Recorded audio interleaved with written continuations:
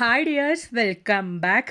அப்போ இன்றைக்கி நம்ம வீட்லேயும் அது மாதிரி நம்ம வீட்டுக்கு சுற்றிலும் நமக்கு ரொம்பவே தொல்லையான இந்த மாதிரி கரப்பான், பல்லி, அது மட்டுமே இல்லாமல் எலி, பெருச்சாழி இவங்களெல்லாம் நம்ம எப்படி சுலபமாக நம்ம வீட்டு பக்கமே வராதபடி செய்கிறோம் அப்படின்றது தான் பார்க்க போகிறோம். வீடியோ எல்லாருமே ஸ்கிப் பண்ணாமல் பாருங்கள். அப்போ தான் நம்ம இதெல்லாம் எப்படி செய்கிறோம் அப்படின்றது உங்களுக்கு புரியும். அப்போ நம்ம டைம் வேஸ்ட் பண்ணாமல் நேர வீடியோக்குள்ளே போயிடலாம். அப்போ நமக்கு நம்மளோடது முதல் டிப் ஒன்று பார்த்துடலாங்க. சாதாரணமாக நம்ம வீட்டில் எல்லார் வீட்டிலும் இருக்கிற ஒரு பிரச்சனை தான் காலையில் இந்த ஒரு சாக்ஸ் பிரச்சனை. நிறைய பேருக்கு ஒரு சாக்ஸ் வச்சா அதுக்கப்புறம் இன்னொரு சாக்ஸு காணாமல் போயிடும். அந்த மாதிரி இல்லாமல் இருக்கிறதுக்கு இந்த மாதிரி நீங்கள் சாக்ஸு எடுத்து வைக்கும்போது ஃபோல்ட் பண்ணி வச்சிட்டிங்கன்னா அந்த ஒரு பிரச்சனை உங்களுக்கு இருக்கவே இருக்காதுங்க. ஒரு சாக்ஸுக்கு மேலே ஒரு சாக்ஸ் வச்சு இந்த மாதிரி நான் ஃபோல்ட் பண்ணுற மாதிரி நீங்கள் ஃபோல்ட் பண்ணி வச்சிட்டிங்கன்னா இடம் மிச்சம். அதனாலே காலையில் சாக்ஸோட ஜோடி போச்சு அப்படின்ற பிரச்சனை வீட்டுக்குள்ளே இருக்கவே இருக்காது. கண்டிப்பாக நீங்களும் இந்த மாதிரி ட்ரை பண்ணி பாருங்கள். பிடிச்சிருந்தா மறக்காம ஒன்று லைக் பண்ணுங்கள் ஃப்ரெண்ட்ஸ். பாருங்கள், அழகாக நம்ம சாக்ஸ் மடித்து எடுத்துட்டோம். கண்டிப்பாக ட்ரை பண்ணி பாருங்கள். அப்படி நமக்கு நம்மளோடது அடுத்த டிப் ஒன்று பார்த்துடலாம். ஒரு ரெசிபி தான் நம்ம பார்க்க போகிறோம். அதுக்காக வேண்டிட்டு நான் 1.5 கப் அளவுக்கு பாசிப்பயிர் தாங்க எடுத்திருக்கேன். அது மாதிரியே அந்த கப்பில் நான் ஒரு 3/4 கப் அளவுக்கு பச்சரிசி கூட நான் எடுத்திருக்கேன். நல்லபடியாக இந்த பச்சரிசியும் பாசிப்பயிரும் நம்ம வாஷ் பண்ணி எடுத்துடலாங்க. வாஷ் பண்ணி எடுத்ததுக்கு அப்புறமேட்டு நம்ம தண்ணி ஊற்றி 4 to 5 ஹவர்ஸ்க்கு நமக்கு அது ஊற வச்சிடலாம். அப்போ தான் நல்லபடியாக நான் பாசிப்பயிரும் அது மாதிரியே பச்சரிசியும் வாஷ் பண்ணி எடுத்துட்டேன். இப்போ நம்ம தண்ணி ஊற்றி அதை ஊற வச்சிடலாங்க. இந்த மாதிரி நம்ம வாஷ் பண்ணதுக்கு அப்புறமேட்டு ஊற வச்சா தான் அந்த ஊறின தண்ணியிலேயே நம்ம அரைச்செடுக்க முடியும். கண்டிப்பாக நீங்கள் வாஷ் பண்ணதுக்கு அப்புறமேட்டு மட்டுமே நீங்கள் ஊற வச்சுக்கோங்க. ஒரு 4 ஹவர் டைமுக்கு, அப்படி இல்லைன்னா 5 ஹவர் டைமுக்கு நம்ம இதை ஊற வச்சிடலாம். பாருங்க, 4 ஹவர் டைம் முடிஞ்சிருச்சு. நம்மளோடது பாசிப்பயிரும் அது மாதிரி பச்சரிசியும் நல்லபடியாக ஊறி வந்துருச்சு. இனி நம்ம இது நல்லா ஒன்று அரைச்சி எடுத்துடலாம். நான் காலையில் தான் இது அரைச்செடுக்க போகிறேன். நைட்டு ஊற வச்சு காலையில் தான் நம்ம பிரேக்ஃபாஸ்ட்டுக்காக இது அரைச்செடுக்க போகிறோம். இதில் 3 காஞ்ச மிளகா போட்டேன். அது மாதிரி 1/2 டீஸ்பூன் அளவுக்கு ஜீரகம் போட்டேன். அது மாதிரியே ஒரு 7 சின்ன வெங்காயம் கூட போட்டுட்டேன். அதுக்கப்புறமேட்டு நம்ம ஒரு கைப்பிடி அளவுக்கு மல்லி இலை, அது மாதிரி கொஞ்சம் கருவேப்பிலை கூட போட்டுடலாங்க. இதெல்லாம் போட்டு நம்ம மிக்சியில் போட்டு நல்லா அரைச்சி எடுத்துடலாம். நல்ல டேஸ்டான ஒரு ரெசிபி தான் நம்ம பார்க்க போகிறோம்.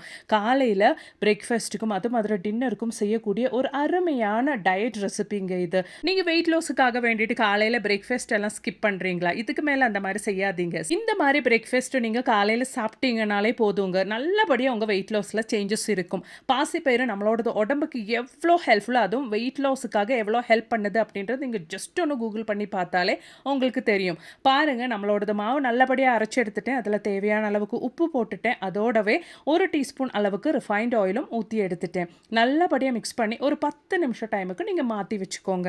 அதுக்கப்புறமேட்டு நீங்கள் எடுத்து ஊற்றி சாப்பிட்டுக்கலாங்க. அவ்வளோ டேஸ்ட்டாக இருக்கும். இது சாப்பிட்றதுக்கு தனியாக சட்னி, குழம்பு எதுவுமே உங்களுக்கு தேவையே படாதுங்க. கண்டிப்பாக ட்ரை பண்ணி பாருங்கள். அவ்வளோதான். நான் பேனில் ஆயில் ஸ்ப்ரெட் பண்ணதுக்கு அப்புறமேட்டு நம்மளோடது பேட்டர் இந்த மாதிரி ஊற்றி எடுக்கிறேங்க. பாருங்கள், நல்லா பர்ஃபெக்டாகவே நமக்கு நம்மளோடது பாசிப்பயிர் தோசை இங்கே நமக்கு கிடைக்குதுங்க. நீங்கள் டயட்டில் இருக்கிறவங்களா இருந்தால், வெயிட் லாஸுக்காக இருக்கிறவங்களா இருந்தால் ஆயிலை நீங்கள் ஸ்கிப் பண்ணிக்கோங்க. ஆயில் சேர்க்க வேண்டாம். ஆயில் இல்லைனாலும் நல்ல டேஸ்ட்டாக இருக்கும்.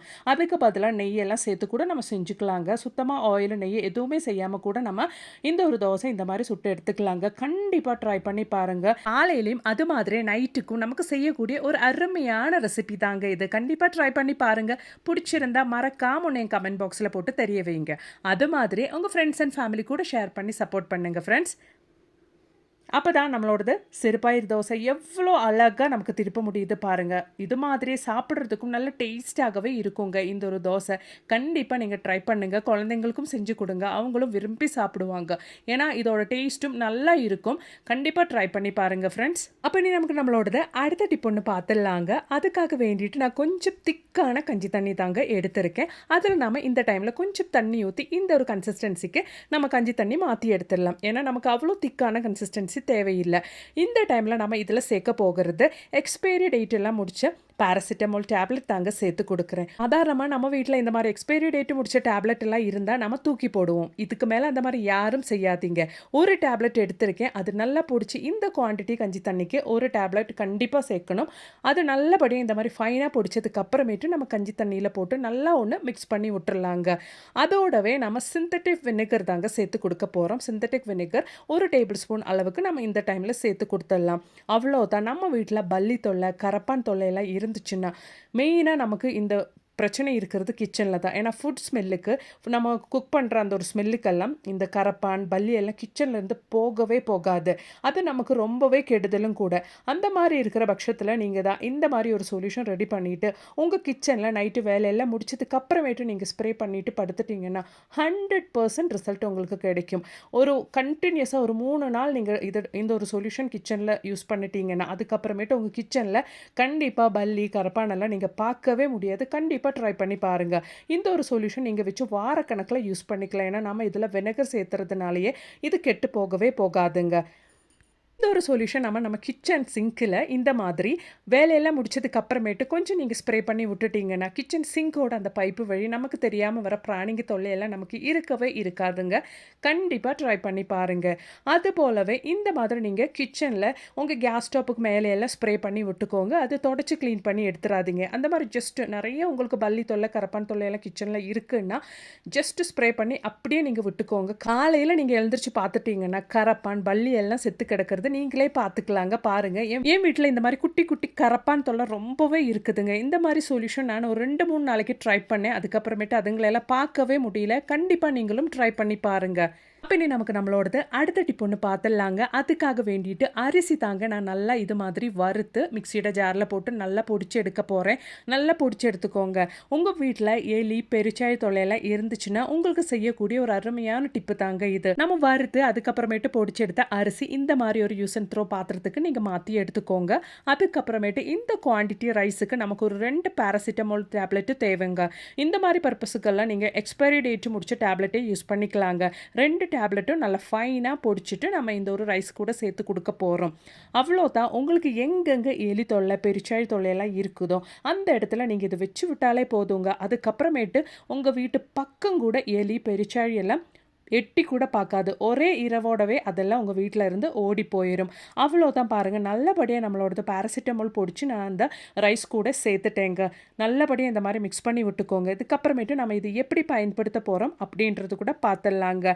பாருங்க இந்த மாரி கொட்டாங்குச்சியில கொஞ்சம் தேங்காய் இருக்கிற மாதிரி கொட்டாங்குச்சி எடுத்துட்டு, அதில நாம ரெடி பண்ண இந்த ஒரு மிக்ஸி இந்த மாரி நீங்க போட்டு வச்சுக்கோங்க. அவ்வளோதாங்க. இதுக்கப்புறமேட்டு எலி தொல்லை, பெருச்சாளி தொல்லை எல்லாம் இருக்கிற இடத்துல நீங்க இது வச்சு விட்டா மட்டுமே போதுங்க. அதுக்கப்புறம் என்ன நடக்குதுன்னு நீங்களே பார்க்குவீங்க.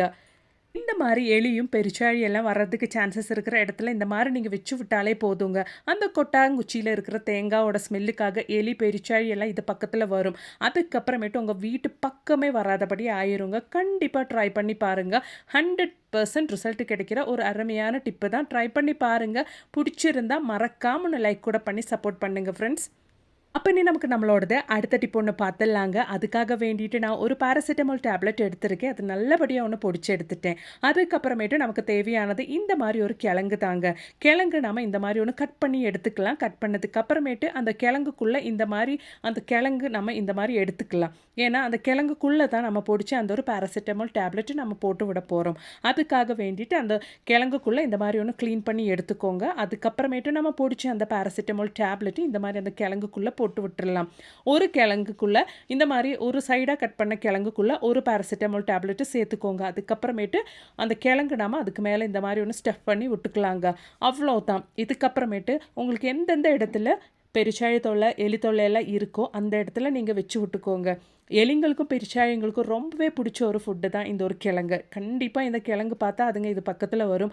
கண்டிப்பா இத எடுத்து சாப்பிடும். அதுக்கப்புறமேட்டு உங்க வீட்டு பக்கமே வராதபடி ஆயிருங்க. பாராசிட்டமால் டேப்லெட் எல்லாம் அதுங்க வயித்துல போனா அவ்வளோதான். அதுக்கப்புறமேட்டு அதுங்கெல்லாம் இருக்கவே இருக்காது. கண்டிப்பா நீங்க ட்ரை பண்ணி பாருங்க. புடிச்சிருந்தா மறக்காம உங்க ஃப்ரெண்ட்ஸ் அண்ட் ஃபேமிலி கூட ஷேர் பண்ணி சப்போர்ட் பண்ணுங்க ஃப்ரெண்ட்ஸ். அது மாதிரியே நெறைய வீடியோஸ் நான் என் சேனல்ல ஆட் பண்ணியிருக்கேன். அது கூட கொஞ்சம் செக் பண்ணி பாருங்க. தேங்க்ஸ் ஃபார் வாட்சிங்.